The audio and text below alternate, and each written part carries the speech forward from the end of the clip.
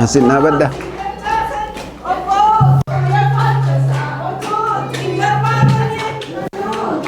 Bala ole ti barato bala ole gerar gerar nanjedo tatami nangerara tanoya dayelalai o bala ole tadankorati ole utunalota ole makake mana ole Oh, kalami jote chala wambiya baeblata mi atan jote chalai wambola baeblata Shoboko boko boko boko male bango bare korbe sola ko chufarasu ko irigata ko kormenama ko dadanya tu ko indibata angar mirre ko ya korbako akasmale ko ya kormako Koya dora bokana sasaroba Ishobo koya dora bokana sasaroba Barabo kolombade ti jolev sare bade ti baracham sanerate dulotav jabi bade Barawara namate tadalma toko bade tiada mucawa ambade wana dimna nambade ya gogorri laga sanda bo lafti daga angam dekirare masilimi namagaranko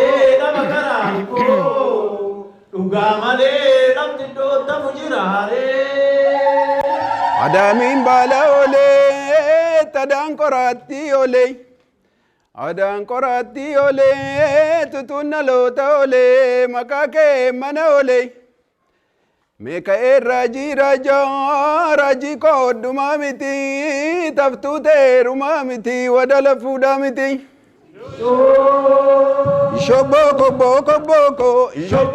boko male bango bare ko angar mirre shoboko ya korbako shoboko akasmale ko ya kormako ko korbe soda ko dadanyatu ko irigata ko kormenama ko dadanyatu ko indibata ko yadora bokana sasaroba Ishoboko yadora bokana sasaroba Ishoboko boko male abango bare ko korbe sola ko chufarasu ko irigata ko kormenama ko dadanyatu ko indibata ko yadora ko kana sasaroba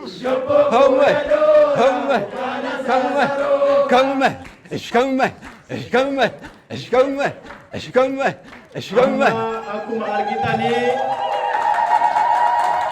faaruu faachaa faarsineerraa dhadhaan dibameera goonni faachaan galeera galatooma ammammoo akka aadaa keenyaatti akka amantii oromootti amantii sadanuu namoonni bakka bu'anii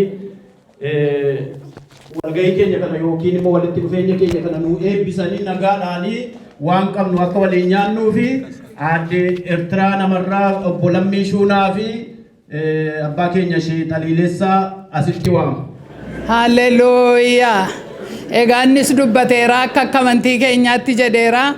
Anis daqiiqaan tokko gaana ayyamamteen waaqa sarraan nu ga'ee jedhee waaqa koo galateeffadheen jalqaba ga'a. Waaqa sarraan nu ga'ee mallaannaa fi ilillee dhangala'aa galchinaa fi ilillee dhangala'aa galchinaa fi. Dacha na ta'u galannisa bara bara namo ulfinnisa bara bara namo ulfinnisa. Kan maqaan isaayyuu hin beekamne eenyuyyuu of biraan dhabe kan ittiin hin jenne kan durii duwwaatu hin ta'in har'ayyuu meeqatu kukkufaa jira firoota ko. Ani waa'ee guyyaa kanaaf baay'isee Waaqayyoon galateeffadha. Dubbii macaafaa miti ijoolleen iyyuu macaafan caafti waan keessa darban. Hamma yaadatu sammuun isaa nagaa ta'e fayyaa ta'e sanandumaa keessa darbe kana caafuun gargaarsa Waaqayyoo ta'anaan. Namoonni tarii umriin amma nagaan kan akkasii keessa kan darban kanayyuu barreessanii ijoollee keenyaaf kaa'uu kan hin dandeenye meeqatu jira. Galanni Waaqaaf haa galu. Agartee abbaa caalaa haala hadhaawaa waliin beeynu san keessa dabarsee asiin gahee lubbuu isaa irra jiraachisee jee rabbiif galanni haa galu.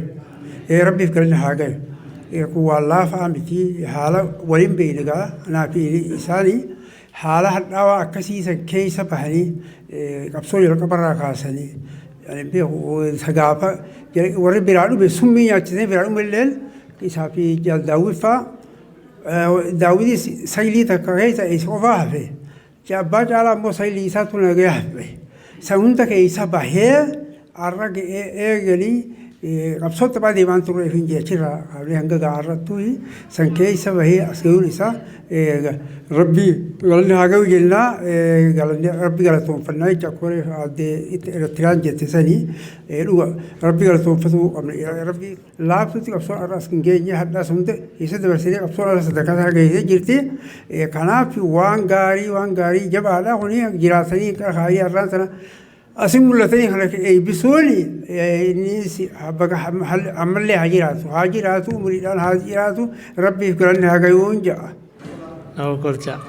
Barri nagaa, ililleen nagaa, elemtuun nagaa, tiksaa ulee gaadiin nagaa, alaamanni nagaa, biyyaa warri nagaa, qeelooniin nagaa, malkaa tulluun nagaa, obbaa nagaa tush.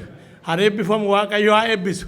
Eebbi kun eebba namaa ta'u, eebbi kun eebba maatii haa ta'u, eebbi kun eebba jireenyaa haa ta'u, eebbi kun eebba umrii haa ta'u, eebbi kun eebba ulfinaa haa ta'u. Haa eebbifamte keessa jiraadhu, maatii eebbifametti gali, maatii eebbifame keessa jiraadhu. Hanafes yaa Waaqa saba keenya gubate, saba keenya dhabe, gulantaa jige, barcuma ulfina dhabe, daa'ima karaatti hafe. Yaa Waaqayyo ati yaadadhu, yaa Waaqayyo ati bira gori, yaa Waaqayyo irree keetiin irra gori. Yaa Waaqayyo daa'ima karaatti dhangala'e dhiigni dhangala'e ati bira dhaabadhu. Yaa Waaqayyo jaartii gulantaa irratti salphatte bira dhaabadhu. Yaa Waaqayyo jaarsa barcuma irraa kufee bira dhaabadhu. Yaa Waaqayyo ati nu gargaari. Irreen keenya humni Oromoo hanafeessi qofaadha. Yaa Waaqayyo humnaaf irree keetiin saba koo irra gori. Saba koo wajjin jiraadhu. Dhiifama kee nuu buusi. Araara kee nuu buusi. Hanbobba'ee nagaan haa galu. Handuulee mirgaan haa dolu.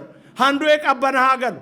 Hayyee yaa Waaqa tokkicha Waaqa Oromoo, Waaqa bokkuu sibiilaa, Waaqa shanan gadaa, Waaqa sagaltama garbaa, Waaqa salgan booranaa, Waaqa ciicoo gurraattii, Waaqa siiqqee hayyoo, Waaqni har'aan nagaadhaan nu geesse Waaqayyo hooqubaan si haa ga'u.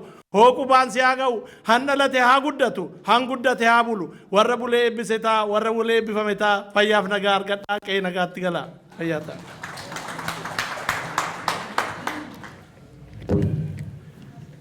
Galatoomaa ulfaadhaa warri nu eebbiftanii amma immoo utuu dhangaa hin dhandhamsiisinii warra nurraa kufe qabsoo irratti kufee diddaa fincila gabrummaa irratti kufee har'allee kan kufaa jiru kan qe'eesaatti ajjeefamaa jiru borillee darbee qabsoo kanatti fufee warra wareegamaniif dhaabannee daqiiqaa tokko yaadannoo sammuu goonee gara dhangaa dhandhamuutti deebina.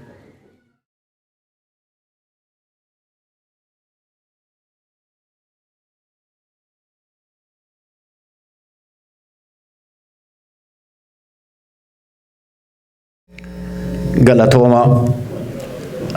Haadholiin siinqee dhangaa dhandhamsiisaa keessummoota keenya.